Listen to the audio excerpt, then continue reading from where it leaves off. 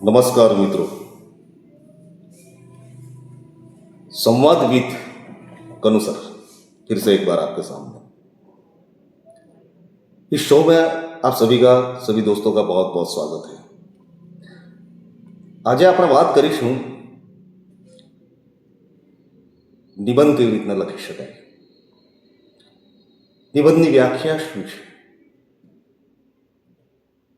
કેવી રીતે આપણે સર્જનાત્મક રીતે એને લખી શકીએ।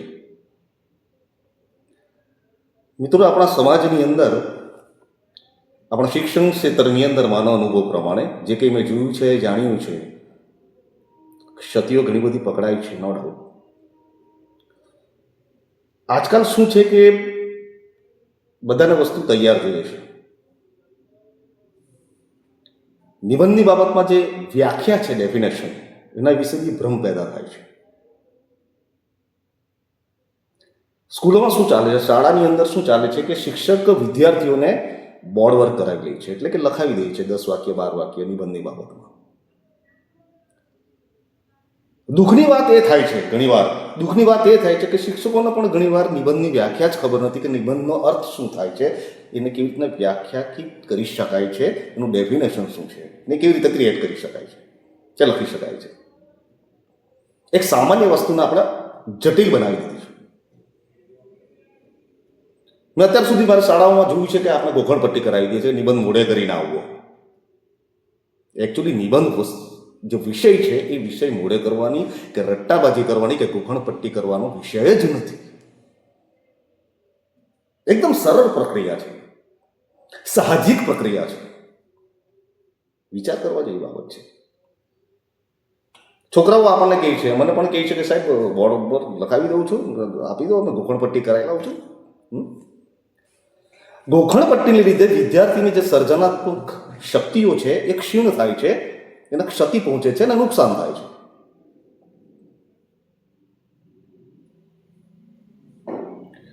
એના પણ આપણે થોડી ચર્ચા કરીશું આજે મિત્રો। ઘણું બધું જ્ઞાન તમારી પાસે પણ લઈશ, હું પણ થોડું આપીશ જો કંઈ નિબંધની બાબતમાં જાણું છું। નિબંધની આજે આપણે તમને વ્યાખ્યા હું આપીશ અને ધ્યાનથી સાંભળવાની જરૂર છે। આ મને કે બીજા અધર શિક્ષકો છે કે વિદ્યાર્થીઓ છે કે વિદ્યાર્થીનીઓ છે, દરેકને આ વસ્તુ લાગે છે। તો આજે આપણે નિબંધની વ્યાખ્યા આપણે કરીશું। નિબંધનો અર્થ થાય છે જે બંધનમાં નથી તે। નિબંધનો અર્થ થાય છે જે બંધનમાં નથી તે,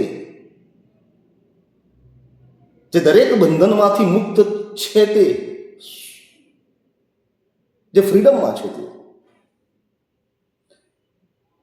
જે વૈચારિક રીતે સ્વતંત્રતા છે, જે વૈચારિક રીતે સ્વતંત્રતા ભોગવે છે તે નિબંધ।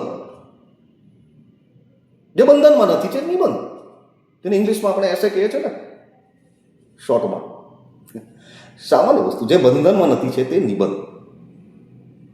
ઘણા લોકોને ખબર નથી આ વસ્તુ, એટલા માટે આપણે આજે આ એપિસોડમાં વિષય રાખ્યો છે બાળકો માટે। હવે નિબંધ લખતા હવે ધારે કે હોળી લખવાનો, હોળી વિશે આપણો જે તહેવાર છે, દિવાળી છે, 26મી જાન્યુઆરી છે, 15મી ઓગસ્ટ છે, સ્વચ્છતા છે, હજારો વિષય છે આપણા ગુજરાતીઓમાં। આપણે એમ બાળકોને નથી શીખવતા કે તમે જે જીવો છો તે તમારે લખવાનું છે નિબંધની અંદર। જે તહેવારનો આનંદ તમે માણો છો તે તમારે લખવાનું છે। શું બાળકોને નથી ખબર કે 26મી જાન્યુઆરીમાં શું પ્રોટોકોલનું પાલન કરીને આપણે એ તહેવારને, એ રાષ્ટ્રીય તહેવારને આપણે ઉજવીએ છીએ? ખબર છે?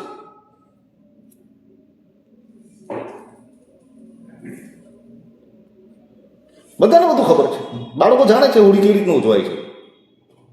દિવાળીમાં શું આપણે પરિવાર સાથે રહીને શું મીઠાઈઓ વેચીએ, દીવાઓ કરીએ, આતશબાજી કરીએ, બધું બધાને ખબર છે। છતાં પણ એક મનમાં ઠસી ગયું છે કે નિબંધ મોડે કરવાની વસ્તુ છે, ગોખણપટ્ટીની વસ્તુ છે। નક્કી એવું નથી। જે તહેવાર તમે ઉજવો છો, જે તહેવાર તમે માણો છો, એ જ વસ્તુ તમારે લખવાની હોય છે। That's all. નુકસાન ક્યાં થાય છે કે ગોખણપટ્ટી અને રટ્ટાબાજીને લીધે બાળકની અંદર રહેલી લખવાની જે સર્જનાત્મક શક્તિ છે તે ક્ષીણ થાય છે, એની મૌલિકતા ક્ષીણ થાય છે। એની લખવાની જે ત્રેવડ છે એ ક્ષીણ થાય છે. એના જે વિચારો છે વિષયોને લઈને એ ક્ષીણ થાય છે. પણ આપણે બધા યંત્ર બની ગયા છે ને. બધાને બધું તૈયાર જોઈએ છે. મેં કીધું તેમ કે સાહેબ બોર્ડ પર લખાવી દઉં, સાહેબ અમે ઘડે મોડે કરી લઈશું. નિબંધ મોડે કરવાની વસ્તુ છે જ નથી. સામાન્ય વસ્તુ છે ને, જે બંધનમાં નથી છે નિબંધ, જે વૈચારિક રીતે સ્વતંત્ર છે, વિષયોની રીતે સ્વતંત્ર છે, જે શાબ્દિક રીતે સ્વતંત્ર છે, જે માનસિક રીતે સ્વતંત્ર છે, એવા વિષયો છે બધા સ્વતંત્ર હોય છે તે નિબંધ. જે સ્વતંત્રતા સંપૂર્ણ રીતે ભોગવે છે તે નિબંધ.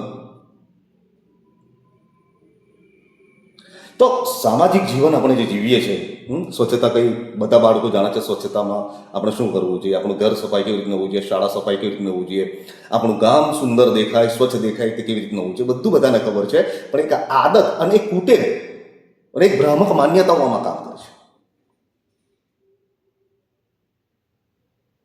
કે નિબંધ તો મોડે કરવાની વસ્તુ છે. આ ખોટો મેસેજ અને ખોટો સંદેશ જે બાળકના માનસની અંદર જાય છે એ ખરેખર તો ના જોવું જોઈએ. આ મેસેજ ના જવું જોઈએ. કે લાંબા ગાળે એને લખવાની જે સર્જનાત્મક એની જે શક્તિઓ છે, એની જે ક્ષમતા છે, એ ક્ષમતાઓ ક્ષીણ થાય છે, ટર્મિનેટ થાય છે, નાશ થાય છે. આપણા તહેવારો વિશે ખબર નથી. પર્યાવરણ વિશે તમે લખી શકો,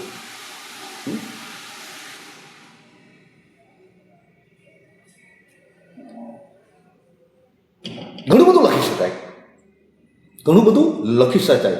કારણ કે બાળક જે જીવે છે, તહેવારો જીવે છે, તહેવારને માણે છે, તહેવારોનો આનંદ ભોગવે છે, એના પરિવાર સાથે કેવી રીતના ઉજવે છે, રાષ્ટ્રીય જે તહેવારો છે તે આપણે કેવી રીતના ઉજવીએ છીએ, એની ઉજવણી કેવી રીતના કરીએ છીએ, બધું જ જાણ્યા પછી પણ આપણે રટ્ટાબજી અને ઘૂંખણપટ્ટી કરાવી એના દુઃખની વાત શું હોઈ શકે, એનાથી વિશેષ દુઃખની વાત શું હોઈ શકે કે આપણે 10 કે 12 વાક્ય પણ, જો પ્રાઇમરી વિભાગની વાત કરું તો માધ્યમિક ઉચ્ચતરમાં વધારે લખવું પડે.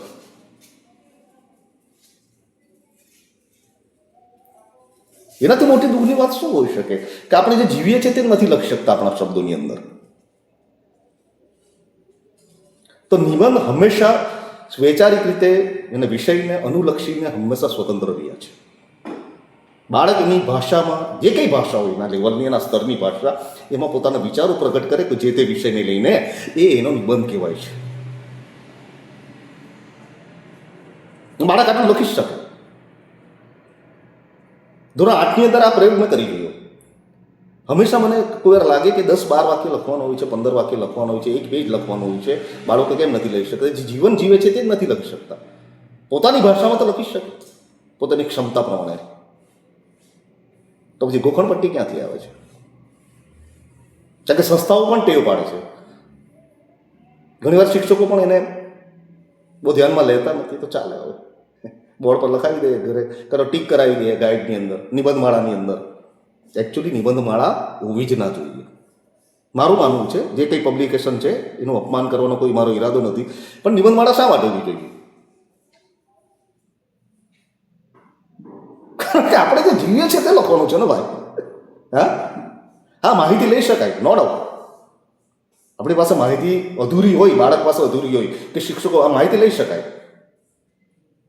જે વસ્તુ બાળકની સાયકોલોજી સાથે ટેકનિકલી અને સાયકોલોજીકલ રીતે જોડાઈ હોય, સર્જનાત્મક રીતે જોડાઈ હોય, તે મોડે કરવાની વસ્તુ કદાપી હોઈ ના શકે. એટલું યાદ રાખજો, ખાસ કરીને લેંગ્વેજમાં.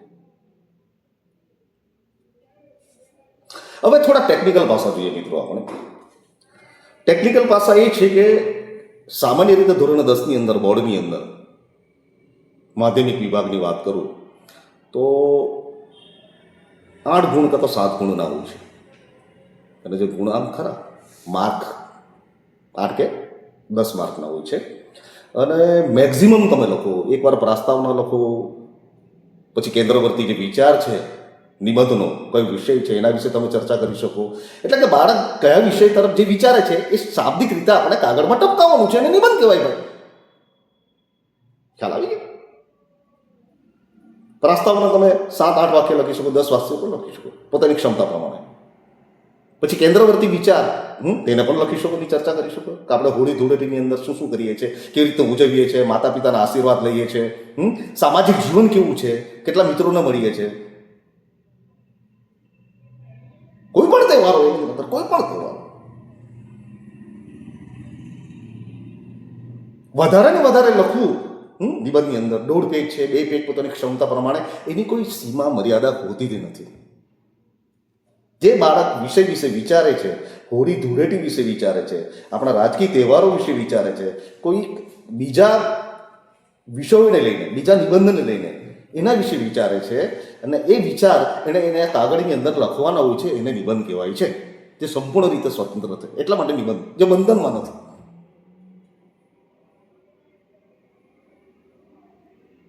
તો દરેક શિક્ષક મિત્રોનો હું વિનંતી કરું છું કે હંમેશા એમને એમના શબ્દોમાં લખવા દો. ધોરણ 8ની અંદર મેં પ્રયોગ કરી જોયો અને પ્રયોગ લગભગ સફળ થયો. બાળકો માની ગયા કે હા યાર, નિબંધ અમને આવડતા હતા, ગોખણપટ્ટી કરતા હતા અત્યાર સુધી. ધોરણ 8ની અંદર આ પ્રયોગ કર્યો મારા ક્લાસની અંદર, અને દરેક બાળકને કીધું કે આ વિષય પર એક વાક્ય તમારે બધાએ બોલવાનું છે. 30 જણાના છોકરા હતા, 30 છોકરાઓ. તો 30 સેન્ટેન્સ મને મળ્યા ને પછી બતાવ્યું કે આ તમે જે બોલ્યા છો તહેવારને લઈને, તો આ તમારો થઈ ગયા 30 વાક્ય, અને આ તમારો એસે, આ તમારો નિબંધ. That's all. નવું શું છે આમાં? નિબંધ તો શીખકની વસ્તુ છે જ નથી, એનું કોઈ તાલીમ હોતી નથી. કાં તો ક્રિએટિવિટી સાથે જોડાઈ હોય ને, બાળકના માનસ સાથે કે માણસના માનસ સાથે. તો આ ભ્રામક માન્યતાઓ જે ફેલાય છે, જે ભ્રમ પેદા થાય છે વાલીઓની અંદર, શિક્ષકોની અંદર, સંસ્થાઓની અંદર કે વિદ્યાર્થીની અંદર, એ ખરેખર દૂર કરવી જોઈએ. રસોડામાં કેટલા વાસણ હોય છે? ચાલો, રસોડું એક પ્રાઇમરી વાળા છોકરાઓને 1 થી 5માં આપણે કે રસોડું કેવું હોય છે, કઈ વસ્તુ હોય છે એની અંદર, બાળકને ખબર હોય છે. આરામથી એ પોતે ઓબ્ઝર્વ કરી શકે કે રસોડામાં આ વસ્તુ હોય. મારું પરિવાર જાતે લખી શકે, મારા પપ્પાનું નામ આ છે, મારા દાદાનું નામ આ છે, મારા ભાઈનું નામ આ છે, અમે આ કરીએ છીએ, પપ્પા આ નોકરી કરે છે, વગેરે વગેરે. જો એ થઈ શકતું હોય તો આ પણ થઈ શકે ભાઈ. લેંગ્વેજના વિષય હંમેશા સર્જનાત્મક હોય છે, એટલું યાદ રાખજો, અને પૂરી રીતે સ્વતંત્ર હોય છે. એક ક્વેશ્ચન આન્સરની વાત, એની ચર્ચાઓ બીજા એપિસોડમાં લાવીશ, ચોક્કસ લાવીશ. એ પણ ક્રિએટિવ હોવું જોઈએ. કોઈ વાર્તા વાંચીને તમે આરામથી વાર્તા વાંચીને પછી એના પ્રશ્નોનો ઉત્તર તમે આપી શકો, લખી શકો, મેક્ઝિમમ માર્ક આવી શકે. તો ધોરણ 10ની અંદર 8 ગુણ સામાન્ય રીતે હોય છે, માધ્યમિકની અંદર 7 ગુણ હોય છે, અને તમે વધારે ને વધારે લખો એવા પ્રયત્ન કરવા જોઈએ. તમારી ભાષા ગમે તે હોય, ભલે તમારી ભાષા તે વખતે આપણા વિદ્યાર્થી મિત્રો નાના હોય છે, એમનું માનસિક સ્તર થોડું એનું સ્તર નાનું હોય છે, ઓછું હોય છે, તો તે પ્રમાણે પોતાની ભાષામાં પણ મેક્ઝિમમ લખી શકે. તો પ્રસ્તાવના લખી શકો, કેન્દ્રવર્તી વિચાર લખી શકો, અને છેલ્લા ઉપસંહાર લખી શકો. આરામથી તમે 1.5 પેજ ભરી શકો માધ્યમિકની અંદર. જે તે વિષયને લઈને, નિબંધના જે તે વિષયને લઈને પોતાના વિચારો પ્રકટ કરવા પોતાની ભાષામાં, તેને નિબંધ કહેવાય છે. બીજું કંઈ હોતું જ નથી આની અંદર. એકદમ સામાન્ય વસ્તુ છે સાહેબ, જેને આપણે એક સમસ્યા બનાવી દીધી છે આજકાલ. વધારે ને વધારે લખવું. અને બીજી વસ્તુ, લખતી વખતે ખાસ કરીને મેં કાલે જે બીજા એપિસોડ મેં કર્યા છે એમાં જોડણી છે, રસોઈ દીર્ઘઈ છે, અલ્પવિરામ, જેટલા પણ વિરામ ચિહ્ન છે આપણા, એ દરેકનો ઉપયોગ પણ થાય, એ પણ જરૂરી છે. એટલા માટે કહું છું કે વાંચન ચાલુ રાખો, ઇતર વાંચન ચાલુ રાખવાનું બહુ બધા ફાયદા છે. વચમાં નિબંધ લખતી વખતે તમે પંક્તિઓ પણ મૂકી શકો. હા, પણ જે તે વિષયના સંદર્ભમાં આવવી જોઈએ, એના અનુસંધાનમાં આવવું જોઈએ, એના સંલગ્ન હોવી જોઈએ. સંદર્ભ વગરની પંક્તિઓ ના મૂકી શકાય. તમે જાતે પણ ક્રિએટ કરી શકો બાળક પોતાની ભાષાની અંદર. કોઈ પણ વિષય હોય, નિબંધના કોઈ પણ સબ્જેક્ટ હોય, વચમાં તમે પંક્તિઓ મૂકી શકો. તો મિત્રો, આ વાત થઈ નિબંધના ભ્રમ તોડવાની. જે ભ્રામક માન્યતાઓ છે, જે બાળકો જે ગોખણપટ્ટી કરે છે, રટ્ટાબાજી કરે છે, મોડે કરીને આવીશું. અલા ભાઈ, જે વસ્તુ આપણે જીવીએ છીએ, માણીએ છીએ, એના 10, 12, 15 વાક્ય આપણે ના લખી શકીએ એવું બને. એટલે નિબંધ હંમેશા ક્રિએટિવ છે, સર્જનાત્મક છે, અને જે વૈચારિક રીતે, માનસિક રીતે, શાબ્દિક રીતે સંપૂર્ણ સ્વતંત્રતા ભોગવે છે, જે કંઈ પણ લખી શકે પોતાના તહેવારો વિશે, પોતાના નિબંધના વિષય વિશે, રાજકારણ વિશે, સમાજ વિશે, જે કંઈ વિષય હોય તમે તમારા વિચારો તમે પ્રકટ કરો એ તમારા માટે નિબંધ બની જાય છે. તો દોસ્તો, આ થઈ મારો પ્રયત્ન હતો કે નિબંધની જે વ્યાખ્યા છે, ગેરમાન્યતાઓ છે, તેને આપણે દૂર કરીએ તો સારું, એનું સારું રિઝલ્ટ બની શકે. કારણ કે માધ્યમિકની અંદર 8 માર્ક, લગભગ 8 માર્ક, સામાન્ય રીતે 8 માર્કનો નિબંધ હોય છે.